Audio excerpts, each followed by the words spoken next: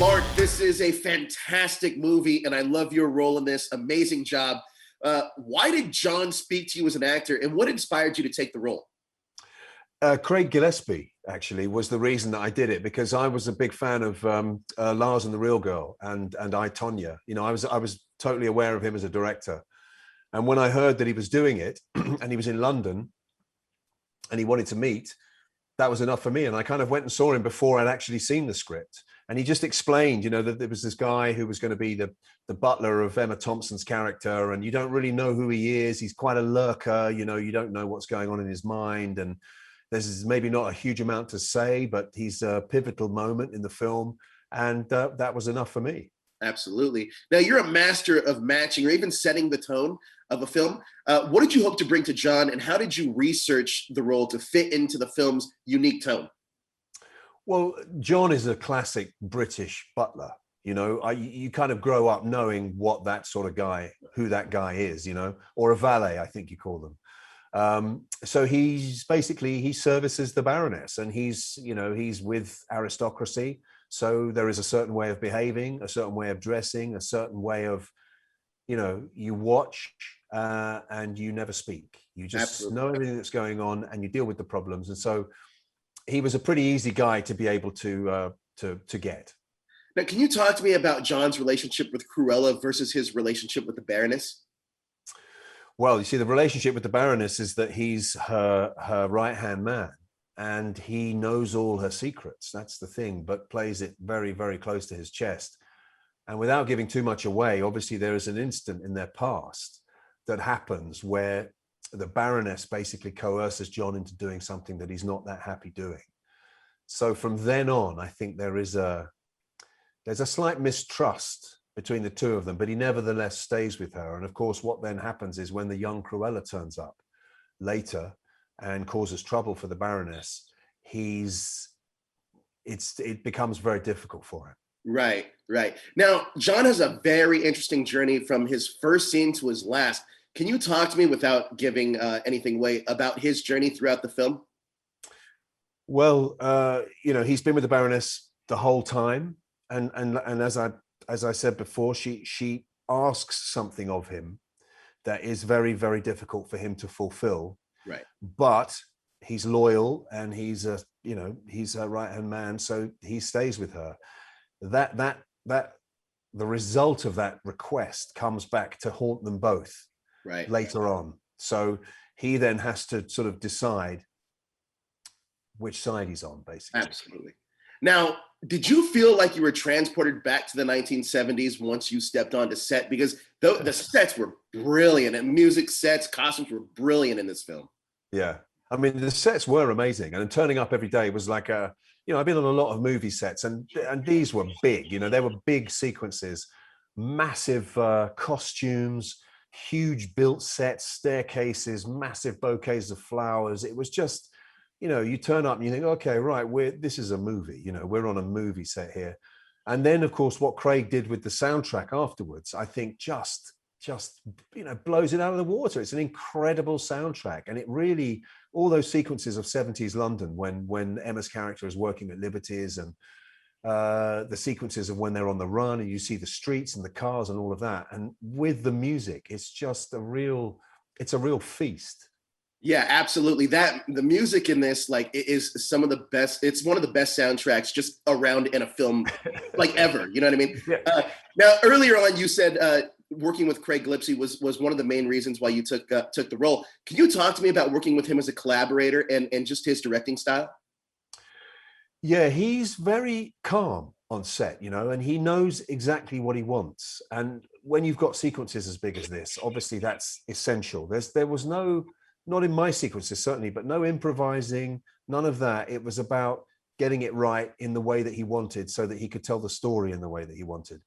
And collaborating with him was easy, because I trusted him. You know, that's basically what you have to have with a director. And from his earlier movies, and having met the guy a couple of times, I just really liked him, you know, and I got on with him. And he actually asked me to trust him, because he said, you'll see that there's not a lot of dialogue that this guy has, you know, certainly not for the first half of the movie. Sure. And you just got to trust me that I'm going to give him a presence. I'm going to make him present in the film. And, you know, he did. Now, you've worked with a ton of talented actors in your filmography. Can you talk to me about working with Emma Stone and how she surprised you in the role of Estella and Cruella? Yeah, that's not hard to talk about because I was blown away by her. She's incredibly impressive. I Yeah, mean, not just subsequently seeing the film and thinking, wow, you're amazing. I mean, she really nailed that character and took you on her journey faultlessly. But the fact that she manages to do that, deliver that in front of the camera, while at the same time on set being lovely to everyone, you know, being funny, being sassy, taking time out to have a laugh. You know, the fact that she's able to do that as well as turn in that performance is a sign of a real pro. absolutely. Now, let's talk about back to John for a second. Do you think the character was more of a villain or a hero, or how do you approach that? Well, that was something I wanted to leave to the audience. You see, that's the joy of the character. I mean, I've no doubt that when people saw my name on the cast list, they probably assumed he's a villain, and he is working. Well, there you go. And he is working for the evil Baroness. Right. But there's a little more to him, you know, which is what I found interesting. And by the time you end the movie, you get a sense that there's a further life to be had. So, you know, he's a bit of both, I suppose, which are the best parts. Now, it's crazy. Sometimes when you watch a movie, soundtracks like this just don't stick out, and they absolutely do in a film like this. What's one of your favorite songs throughout the film? Well, I have to personally, because I suggested to Craig that he should use it, and he said to me, actors always, you know, suggest music. It never works. And I went, oh, okay, sorry, but listen, have you heard Ike and Tina Turner's cover of Led Zeppelin's Whole Lot of Love?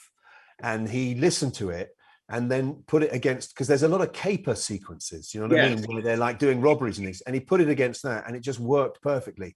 And actually, when I saw him at the ADR session when we were doing the dialogue recording, he said to me, mate, that thing that you recommended me, it's in the movie. And not only is it in, there's another Ike and Tina Turner cover of The Beatles Come Together, which is amazing. But that particular track I feel personally proud of because it meant that I kind of got what he was trying to do with the film. That's a brilliant answer, by the way. Now, Cruella, how does Cruella add to the mythology of the 101 Dalmatians saga, I guess, legacy? I think it takes it sort of into a slightly different direction because I think what we've had is a very good, you know, sort of evil, good and evil kind of story in the past. You know, it was quite analog. You know, she was vicious, evil, and she wears, you know, coats made of Dalmatian fur. So you can't wear dog skin and not be the most evil person. But what we've done, I think what Craig's done with this and Disney have done with this is they've made her sympathetic because they've given you her backstory, made you realize why she is the way she is, which, having played lots of villains, I know is incredibly important. You need to find out why she is and where she's come from. And so at the end of the film, when she literally comes out as the evil Cruella, you've got that whole tapestry of her past, which kind of still makes her sympathetic. Absolutely. Now, speaking of villains, currently a new Green Lantern project is in the works with the new Sinestro being cast. What advice would you give to the next Sinestro or the Green Lantern actor? I don't know. I mean, I loved playing Sinestro. I was so desperate to go on and take him into that yellow ring world. Oh, me too. That final sequence at the end of that movie was so great. And I just thought, I really want to take him on. There's no advice I can give. Whoever's going to take it on will bring their take to it. And I've no doubt they'll be brilliant. Well, maybe someday we can get you back, Sinestro, because that was amazing. Look, Mark, I love you and everything. This is another one of those films that just knocks it out of the park. It's amazing. So thank you so much for your time. I appreciate it.